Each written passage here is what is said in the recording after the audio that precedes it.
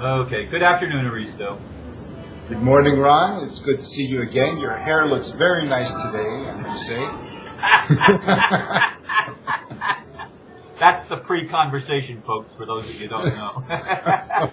Yeah, that's what we talk about when we're not doing it official. Well, I forgot to check my hair before I went on camera. You know, I of course, I'm very vain. You know, that song that they sung once, "You're So Vain," that was about me. Yeah, well, it's about all of us here. That's funny. Okay, so the title that I'd like to give for today's video is Gnosis, the application of Gnosis, actually. So, Application of Gnosis, did I hear correctly? yes. Okay, very good. Esoteric process, essentially. Now, before I start, just let me say that, as I said in the previous video, the actual techniques and methods, the videos themselves, this whole series of lecture-type videos was based on the requests of a few people upon my own recommendation that, well, I can talk about cultivating abilities. And many people said, please do so. And in order to cultivate abilities, well, there are many ways to do so.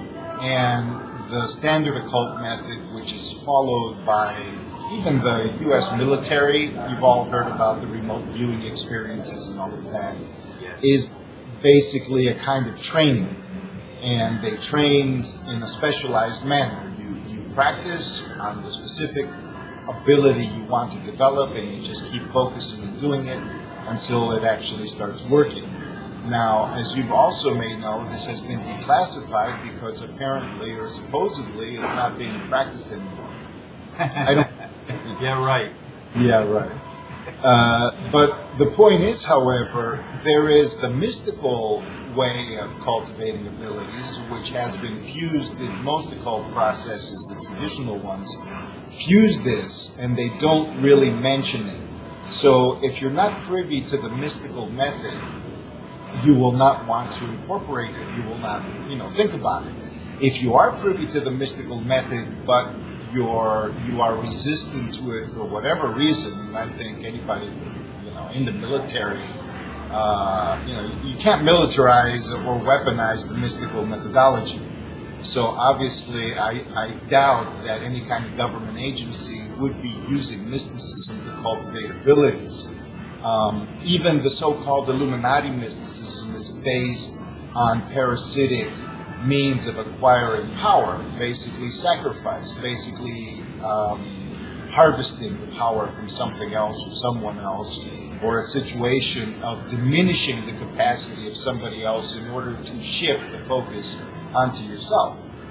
So this is one of the things that someone who may know about these things might notice, but the common person would not notice. It's important because you have a lot of information out there that's occult-oriented, quasi-occult-oriented, a lot of information that pertains to religions, especially in the New Age community, a lot of channeling information, and that accesses the mystical component in an intellectual manner. It accesses it the way an Illuminatus would. So very rarely do you notice, this actual methodology being promoted for the cultivation of abilities. There is information given, it's mentioned, and all of this, but specifics are rarely conveyed. In fact, the actual mystical approach is to say, well, don't even consider abilities, they're secondary. Which isn't really true where the Yoga Sutras are concerned. They basically say, look, these are cool to develop, and they're very good milestones to know where you are and how you're moving, and they're and a lot of the mystical systems encourage using abilities as you will, because you reach a state of gnosis. Gnosis is not just across-the-board enlightenment or whatever. It's basically the capability to perceive clearly and to be in contact with the truth of anything that you perceive. This doesn't mean that your expression of this truth is going to be accepted by everybody else. They're still going to perceive this as your truth because everybody has their own filters. It also doesn't mean that your access of truth is an absolute, even in itself. It means that you are in contact in accordance to your own meaning and nature. So when people say your truth, my truth, and whatever, truth isn't really possessed, but it's really your being, my being, our individualized expressions are part and parcel of how we approach and access the truth. In that way, Gnosis is probably the most important or the baseline ability of all others. And it's not data, and it's not information, and it's not necessarily intellectual knowing, but it may include that. The Illuminati, in my honest opinion, confused Gnosis with knowledge, or with illumination, or their own version. They believe they are Gnostics.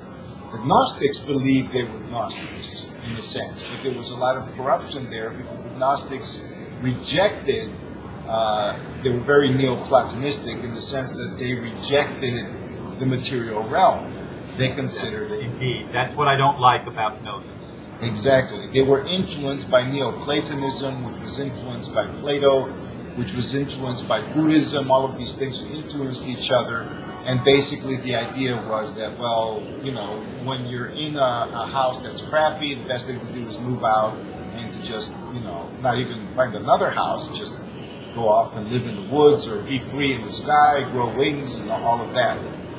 However, it's interesting because I just got an email just before we began our call from one of my friends, and it's just a thing. It says, it's from Sri Ramana Maharishi. It says, the ego vanishes, self alone shines.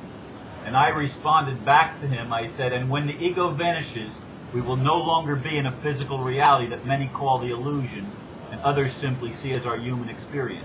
Why is it that war must be waged by spiritual people against that human experience?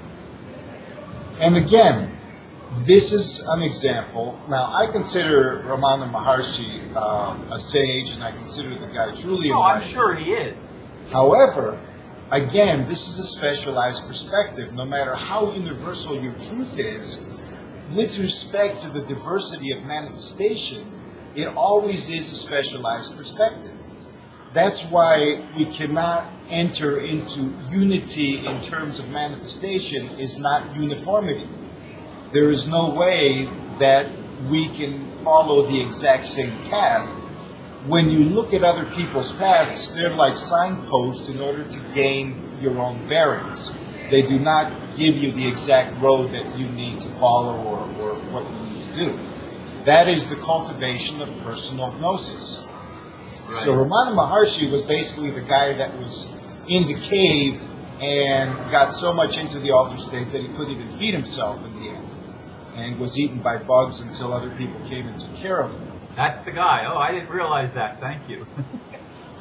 Yeah, but when he talks about the elimination of the ego, he got his enlightenment around age 16 because he contemplated death. But it was also an inherent thing. This was connected with an energy spot. He lived right next to this mountain called Arunachala, which was considered to be a place where Shiva, it was connected with the god Shiva, and it's a power vortex. He linked up with the power vortex as he was meditating spontaneously on death, on annihilation, the nature of Shiva, which is transformation, but he viewed it that way. So his ego was annihilated. Not his ego in the sense of a false identity. His total identity was gone. He didn't recognize his parents as his parents, his body as his body, his life as his life. He was connected to pure awareness. And the closer he got to this mountain, the more the feeling built up. So he essentially became an incarnation of the power vortex, which itself is an incarnation of the archetype of Shiva. So again, most people don't understand this, but if you cultivate gnosis, you attain a certain, your whole understanding, your mind, your perception, your five senses, your feelings, they all shift gears into a different mode of processing reality. And I value this because even though my valuing of it may seem like my own individual perspective, my own truth, we are also human beings, and I feel that if we each develop this in accordance to our own perspective, our own sense of meaning, then it is a great boon in order to transcend the matrix. Gnosis is the key to transcending the matrix. And, well, what does Gnosis do when somebody throws bullets at you, when somebody tries to get you? So now I'm grateful for the video you actually posted today, because I very much agree with it. And because that also points to the fact that, well, you enter a different reality frame. And one of the realizations is that the so-called psychopaths are not in charge. They're not the ones really running the show. No, the whole concept of running the show doesn't even exist. Even God isn't so-called running the show the way we human beings would understand that.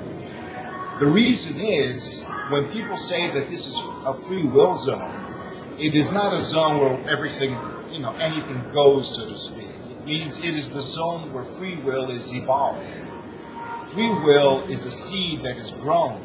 It is not given. And I'm saying that the seed exists within the state of unity, within the essence of existence. However, as things evolve toward creation and manifestation, that seed needs to grow from its origins in essence into its expansion in manifestation.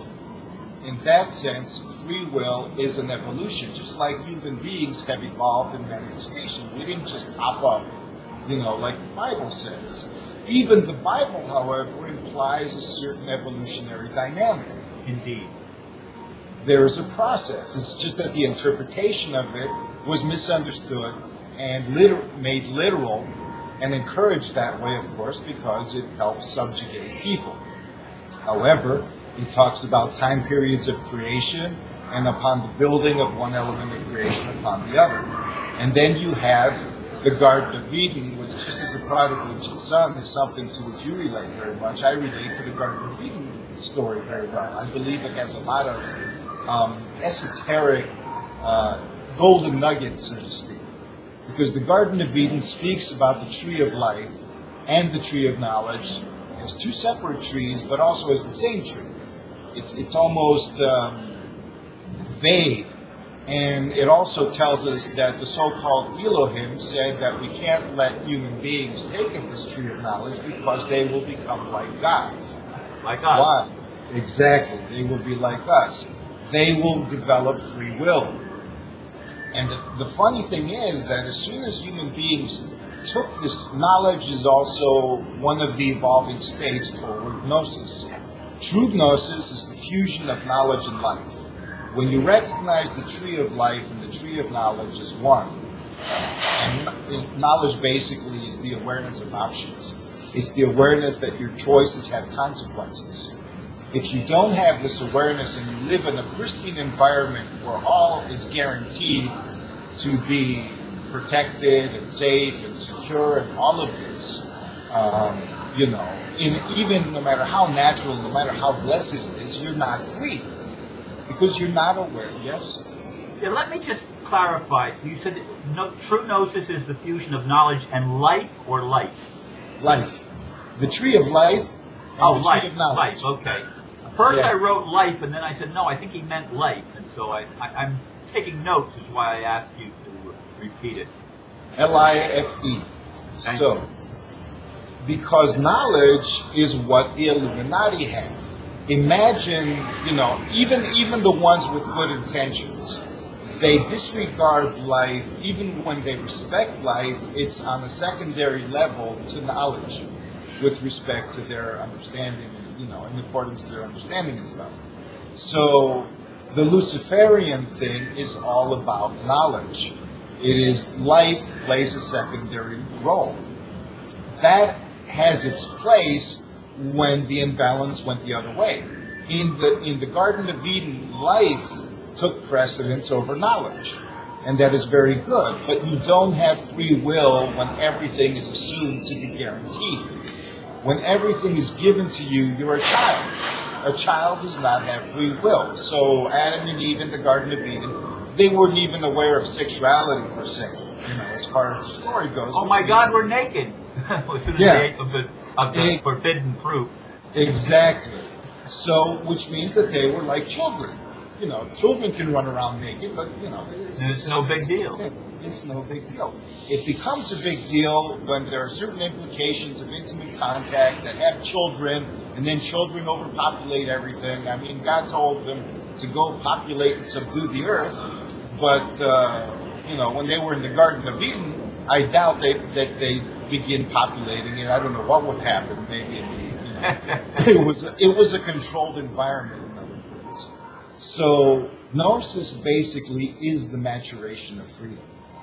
It is both the result of the maturation of freedom, and it is the condition for freedom to be able to mature. So we are in this crazy situation, and if you look at the patterns, pattern recognition is important, and pattern processing and digestion with feelings and everything.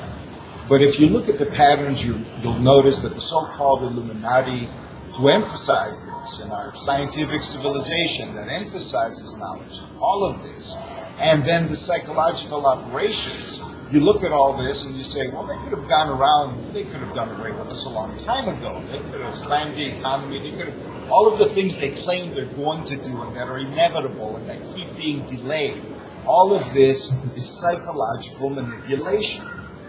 So we can see after all of this time that psychological manipulation is key.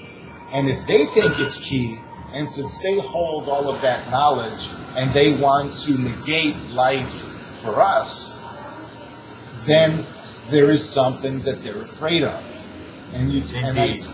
Exactly. And so we turn back, and one of the proofs, I look at them, you know, I observe them, and even the stuff on the alternative and natural and whatever medias and everything, all of the, especially in the New Age versions with the channeling and stuff, because you have a lot of archetypes, and you cannot completely conceal the archetype.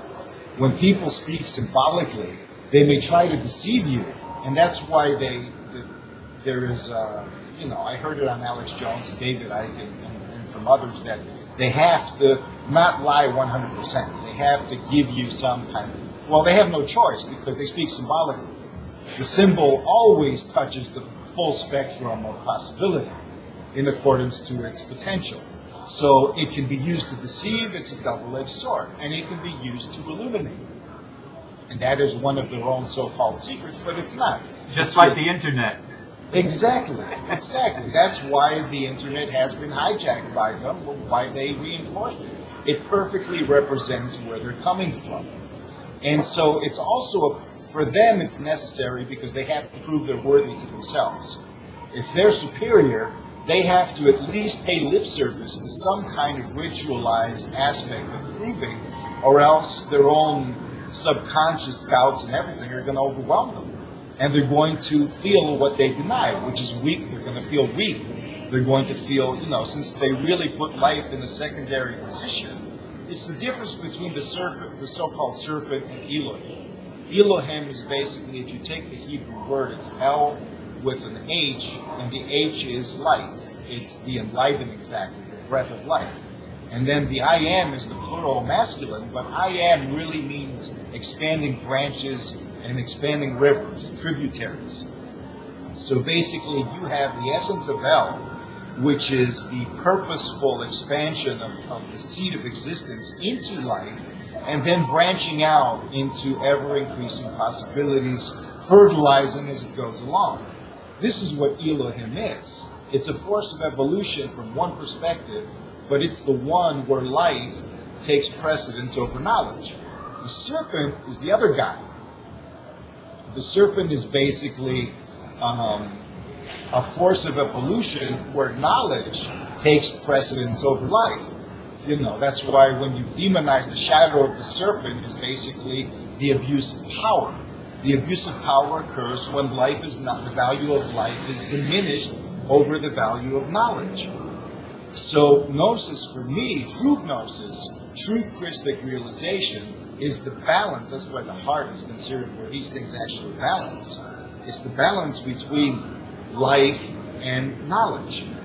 You know, it's interesting. I had a conversation with a friend a week or so ago about the serpent and Christ. This is a person who's struggling to see the greater truths of Christianity. And pointed out that that the serpent is actually a symbol of Christ, and it was used that way by the children of Israel when they had the plague of serpents, and the remedy that was provided by Moses was to make a brazen serpent and put it up on a staff in the middle of the camp, which violated the commandment, don't make any graven images or images of anything. And he did exactly what God had told him not to, and that became the salvation or the healing. Nahashutan. The Hebrew word for brazen serpent is Nahashutan. But it's also written with NH, and N is the symbol for fish, which is life forms, and the H is living life forms, and then the other word is basically the same spelling as the word Satan. So it's almost like, within life forms comes the living Satan. But Satan basically, in this sense, is the fiery serpent. The S can be changed from one to the other. But it's basically the fiery serpent within living life forms. And that is something the Eastern traditions call Kundalini.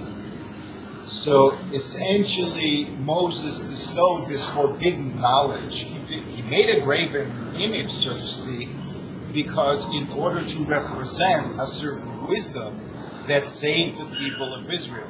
So you can read this in a certain level that's historical, but you can also read this in a certain level that's didactic or a teaching of esoteric wisdom. Right, and Christ equated himself with the serpent. Even as Moses lifted up the serpent in the wilderness, exactly. Even so shall the Son of Man be lifted up. Because so he was actually equating himself, Christ, with the serpent. Exactly. And it's the serpent that's bound to the cross. And the serpent bound to the cross is the tree. Now the funny thing is that in a world that diminishes life, the tree of life is not perceived accurately, it's distorted, and it becomes the cross of the crucifixion. In fact, it's a historic fact that the Romans had made so many crosses that they desiccated. There used to be forests all over the place in Israel and around Jerusalem. It used to be a woodland area.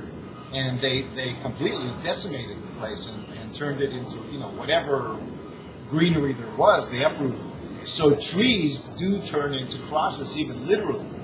But you have an ancient alchemical symbol that is a cross with a serpent on it, just as you have a tree which is a serpent on it. It is the Kundalini, but in Eastern terms, the Kundalini is a feminine force because it represents the Gnosis.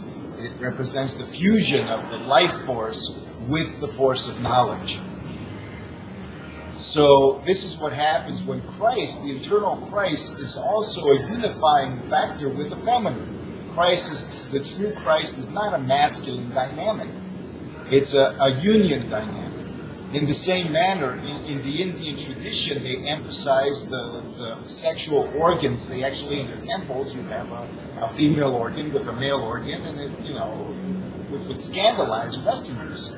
The colonists would go there and say, "Oh, look at these pornographic savages, what they're worshiping." And it's like, no, they're worshiping the union of the divine masculine and the divine feminine. It's not just we're in a womb of creation. We're in a womb of creation with a phallus already in it. In the sex act.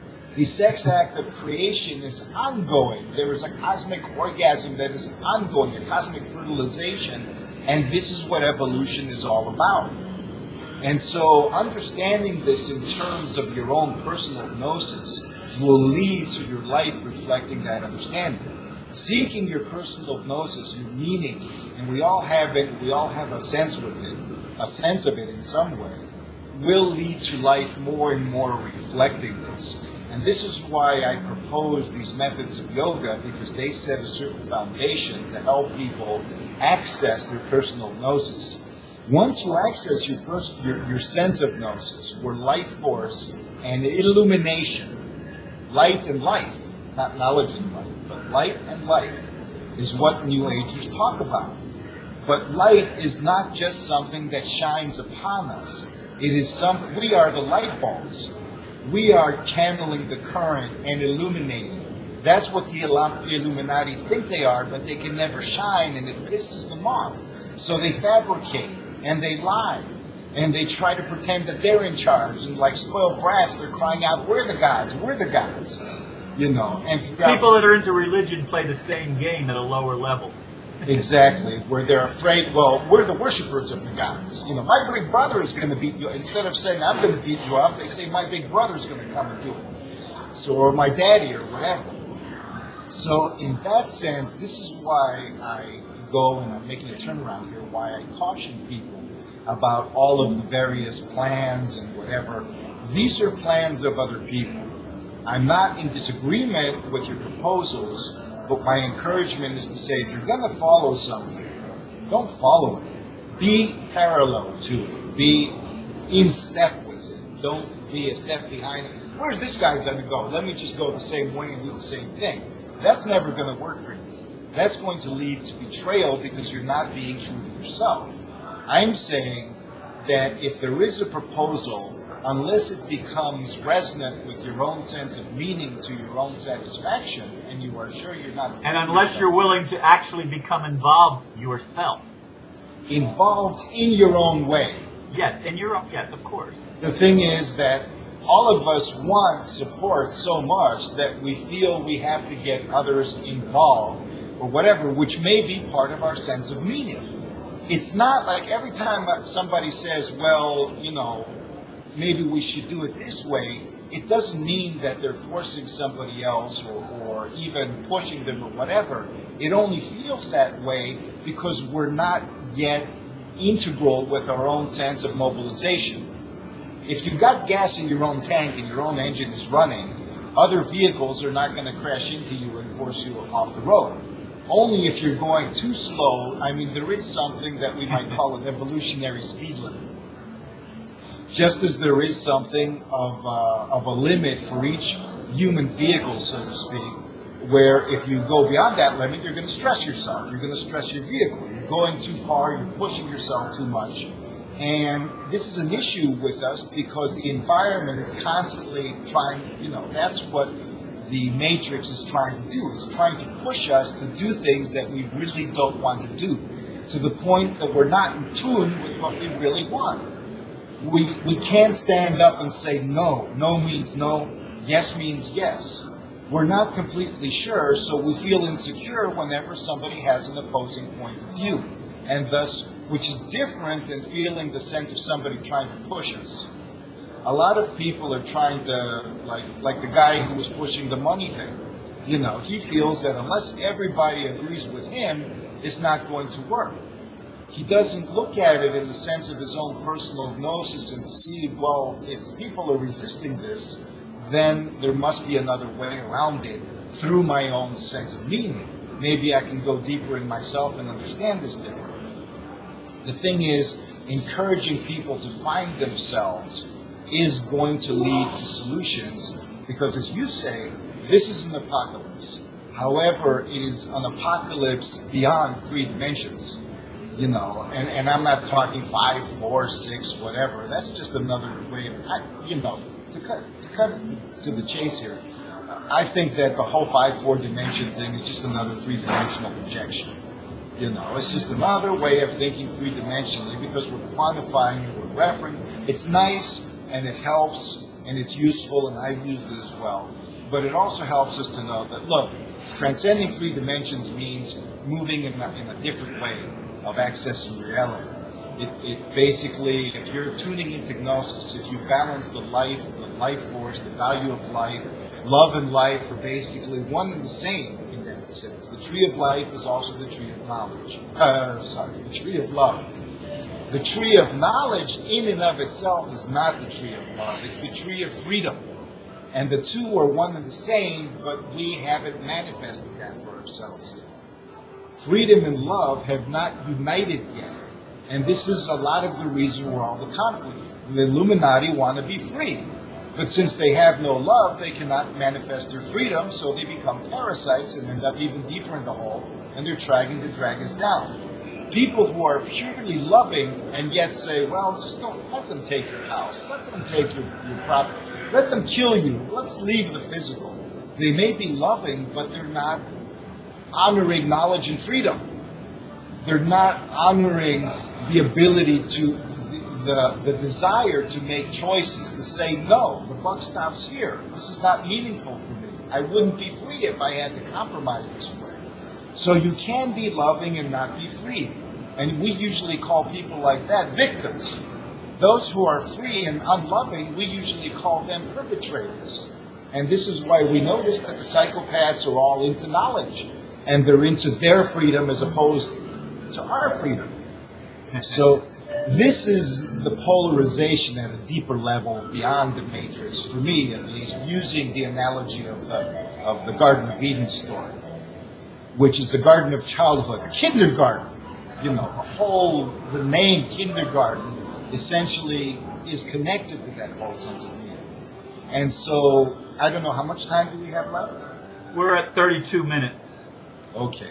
And we're going to subtract about a minute off the beginning, so. Which sounds about right. I mean, this is a topic that can go on and on and on, of course. And I will complement it within the next video. But the whole thing about reaching the point of samyama, of samadhi, of the nexus state, and meditation and all of that, is to create a threefold integration I call braiding, in which in Sanskrit it's called samyama, which basically, once you go all the way to the nexus state, then you backtrack and integrate meditation again and concentration and braid those three things together into a unitary expression, and that is the frame of mind. It's not a technique. It's not described that way. It's a frame of awareness that you can finally get after you've practiced all these other things that leads to direct gnosis. And the good thing is you can apply it anywhere. That's where meditation and concentration, you can apply it to another person. You can get gnosis of the air, you can get gnosis of your feelings, you can get gnosis of a state, a political system, of anything. And it gives you that sense. And it's a cultivated dynamic. So I can't teach this because all of the previous stuffs are where the so-called instruction lies. After this is the next step. I mentioned the doorway opens. This is where we can enter. And I call it the application of gnosis. That's what I have to say today. Well, thank you. And this was more of a discussion. I actually said more than I do in most of our, quote, conversations. So I meditated for that actually a little bit, because you had mentioned before that you had questions in the previous video, and I'm sure other people have questions. So as we shift from the lecture type format, I believe we're going to get more into a resonance of more dialogue maybe, and maybe where people can actually send you or me questions and we can actually talk about it. Well, some of my videos that I do actually are responses to questions or things that people raise for me, and it triggers a process of thought in me that I move to answer in the form of a video. So thank you anyway. I thank you again, not anyway, again. So I appreciate it, and you have a great week, Aristo, and I hope things are going well in Greece. And they're moving along with the PSYOP, so it's interesting. All right. Bye-bye for now.